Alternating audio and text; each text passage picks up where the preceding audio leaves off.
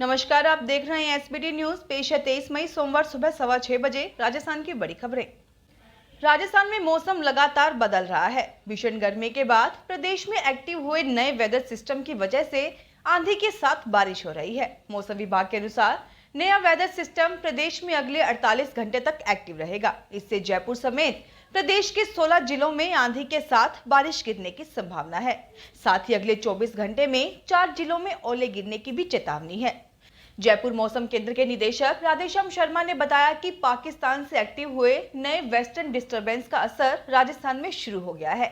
इससे जयपुर, उदयपुर, कोटा, भरतपुर और अजमेर संभाग में अगले 48 घंटों तक आंधी के साथ बारिश होगी। शर्मा ने बताया कि नए वेस्टर्न डिस्टरबेंस का सबसे ज्यादा असर प्रदेश के जयपुर, अलवर, भरतपुर, बूंदी, बारां, धौलपुर, दौसा, करौली, सवाई माधोपुर, टोंक, कोटा, चूरू, नागौर, श्रीगंगानगर, पाली, बीकानेर और जोधपुर में नजर आएगा। राजस्थान में एक बार फिर राजनीतिक बाड़ेबंदी हो सकती है, जिसका कारण राज्यसभा की 4 सीटों पर 10 जून को होने जा रहा चुनाव है। कांग्रेस और बीजेपी दोनों ही पार्टियों ने प्रत्याशियों के नामों पर तेजी से मंथन शुरू कर दिया है।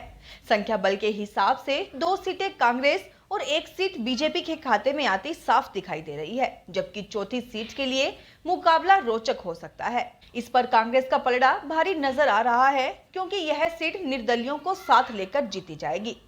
चौथी सीट पर जीत निर्दलीय बीटीपी, आरएलपी और माकपा के सदस्य तय करेंगे। बीजेपी इतनी आसानी से चौथी सीट कांग्रेस के लिए छोड़ने के मूड में नहीं है। अगर बीजेपी ने 2 सीटों के लिए कैंडिडेट उतारे तो राज्यसभा चुनाव के लिए एक बार फिर बाड़ेबंदी हो सकती है। भारतीय जनता पार्टी की राष्ट्रीय उपाध्यक्ष एवं पूर्व मुख्यमंत्री वसुंधरा राजे ने कहा है कि केंद्र सरकार ने पेट्रोल डीजल पर एक्साइज ड्यूटी कम कर दी है और अब राज्य की कांग्रेस सरकार को भी पेट्रोल डीजल पर उत्पाद शुल्क घटाकर जनता को राहत देनी चाहिए। श्रीमती राजे ने सोशल मीडिया के माध्यम से कहा कि पेट्रोल डीजल के दामों को लेकर राजस्थान की कांग्रेस सरकार केंद्र को कोसती रही है, जबकि केंद्र सरकार ने 2 बार एक्साइज ड्यूटी कम कर दी है। राजस्थान में आम आदमी पार्टी राज्य में पेपर लीक मुद्दे पर राजधानी जयपुर में कल 24 मई को विरोध प्रदर्शन करेगी। अजमेर संभाग प्रभारी कीर्ति पाठक ने बताया कि आप पार्टी राजस्थान में हुए पेपर लीक मामले को लेकर युवाओं के साथ खड़ी है और संगठन अपने चुनाव प्रभारी विनय मिश्रा के नेतृत्व में 24 मई को जयपुर के शहीद स्मारक पर विरोध प्रदर्शन करेंगी। यह प्रदर्शन पेपर लीक के जरिए ठगे गए युवाओं के साथ खड़े रहने की दिशा में एक कदम होगा। मुख्यमंत्री अशोक गहलोत ने इंदिरा गांधी शहरी रोजगार योजना के क्रियान्वयन के लिए नवीन दिशा निर्देशों को मंजूरी दी है। ग्रामीण क्षेत्रों में रोजगार उपलब्ध कराने के लिए महात्मा गांधी राष्ट्रीय ग्रामीण रोजगार गारंटी योजना की तर्ज पर शहरी क्षेत्र में रोजगार उपलब्ध कराने के उद्देश्य से यह योजना शुरू की गई है। गहलोत ने बजट में यह घोषणा की थी कि शहरी क्षेत्रों में निवास करने वाले परिवारों को प्रतिवर्ष 100 दिन का रोजगार इंदिरा गांधी शहरी रोजगार योजना के तहत उपलब्ध करवाया जाएगा। इस महत्वाकांक्षी योजना पर राज्य सरकार प्रतिवर्ष 800 करोड़ रुपए व्यय करेगी। राजस्थान की गर्मी में पानी की डिमांड लगातार बढ़ती जा रही है। अब आलम ये हो चला है कि जल परिवहन के माध्यम से पानी की सप्लाई की जा रही है। राज्य में भीषण गर्मी के बीच 43 शहरों और 25 जिलों के ग्रामीण क्षेत्रों के 4142 गांव ढाणियों में टैंकर्स के जरिए पानी की सप्लाई हो रही है। तापमान बढ़ने के बाद पानी की डिमांड बढ़ती जा रही है और जमीन का पानी लगातार सूखता जा रहा है। जल संसाधन विभाग के जल स्रोतों में पानी की कमी के चलते अब जल परिवहन सेवा पर निर्भर होना पड़ रहा है। ग्रामीण क्षेत्रों में 16,164 गांव ढाणियों में पेयजल व्यवस्था के लिए 86 करोड़ 89 लाख रुपए और 143 शहर कस्बों के लिए 29 करोड़ 11 लाख रुपए की राशि खर्च की जा रही है। आंधी और बारिश का मौसम आते ही जयपुर इंटरनेशनल एयरपोर्ट की मुसीबतें बढ़ने लग गई हैं। तेज आंधी और बरसात में दिल्ली जाने वाली आधी से ज्यादा फ्लाइट्स डाइवर्ट होकर जयपुर पहुंचती हैं। इस डाइवर्जन की वजह से जयपुर एयरपोर्ट का खुद का शेड्यूल गड़बड़ा जाता है। वजह है पार्किंग की कमी और एयरपोर्ट का एक रनवे का होना। हालांकि पिछले कुछ समय में जयपुर एयरपोर्ट के पार्किंग वे में सुधार किया गया है, लेकिन डाइवर्जन के आगे ये कोशिशें ऊंट के मुंह में जीरे के बराबर साबित हो रही हैं। मेघालय विधानसभा के नए भवन का स्टील डोम रविवार को ध्वस्त हो गया। इसे हाल ही में स्थापित किया गया था। घटना रात में हुई है। हादसे में कोई हताहत नहीं हुआ है। पीडब्ल्यूडी के एग्जीक्यूटिव इंजीनियर रेंसम सुतनागा ने कहा कि डिजाइन के कारण डोम ध्वस्त हुआ है। डोम काफी भारी था, स्ट्रक्चर उसका वजन सहन नहीं कर सका। डोम की ऊंचाई करीब 65 मीटर थी, जबकि मीनार की ऊंचाई 13 मीटर थी। डोम का वजन 70 टन था।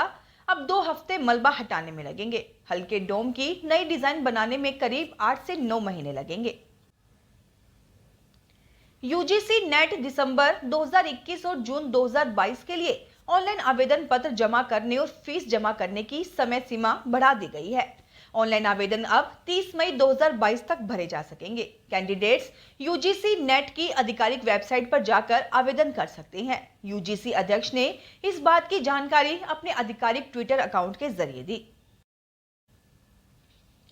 आपदा में अवसर खोजना, यह मिसाल इन दिनों उत्तर पश्चिम रेलवे पर पूरी तरह चरितार्थ हो रही है।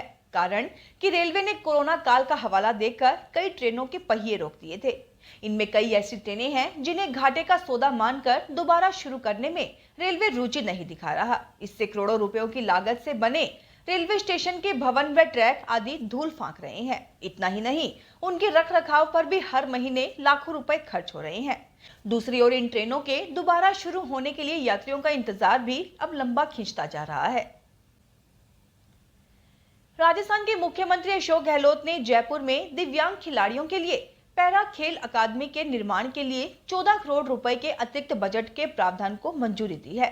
गहलोत ने कहा कि अकादमी में पैरा खिलाड़ियों को उच्च तकनीकी प्रशिक्षण, ट्रेनिंग उपकरण व अभ्यास हेतु सुविधाएं उपलब्ध करवाई जाएंगी।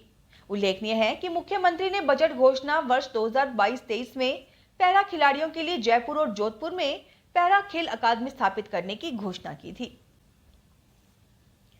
भीषण गर्मी के साथ चारे एवं अन्य आहार के बढ़ते भावों से जिले के पशुधन पर संकट मंडराने लगा है। जिले में करीब 12 लाख पशु हैं।